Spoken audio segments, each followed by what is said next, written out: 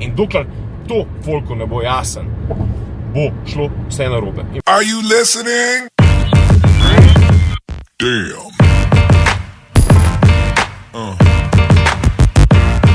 Yeah. You crazy mother. Tako, generalno gledano, influencer biznis je v bistvu ustvarjanje vsebine, ampak ne ustvarjanje vsebine v produktu, ampak ustvarjanje vsebine v osebnosti.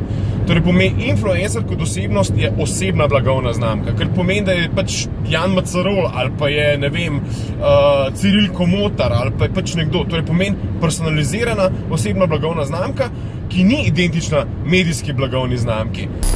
Zdaj se mi ena pol huda utrnila in sicer, da influencer marketing ni storytelling about the product, ampak je storytelling about the person.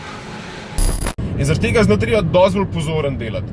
In velikokrat se zgodi, da influencerji radejo zelo komercialni, kar pomeni, da v bistvu spravljajo svoje bloge praktično vsako stvar. In to, da spravljajo vloge vsako stvar, jim v bistvu kredibilnost manjša na dolgi rok.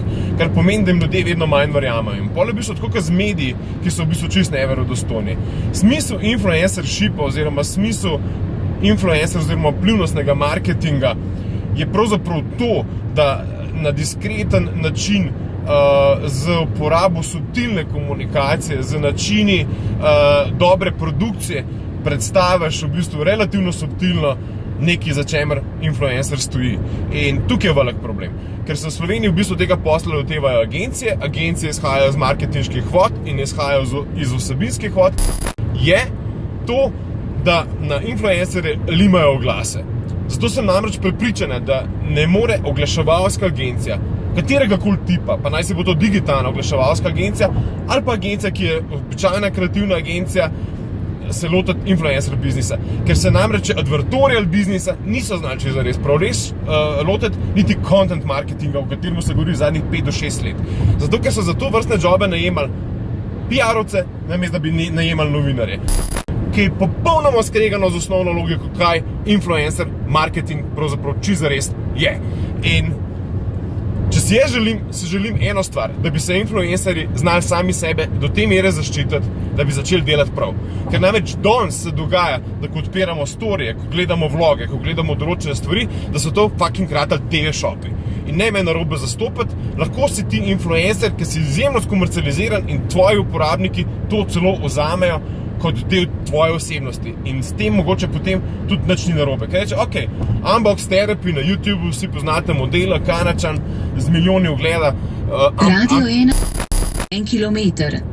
Z milijoni ogledov njegovega v bistvu vloga, ki pač odpira stvari. In zato pač on kot influencer v bistvu za industrijo ful pomemben, ker nikoli ni skrival, da je kaj drugega, kot nekdo, ki dela reviewje gadgetov.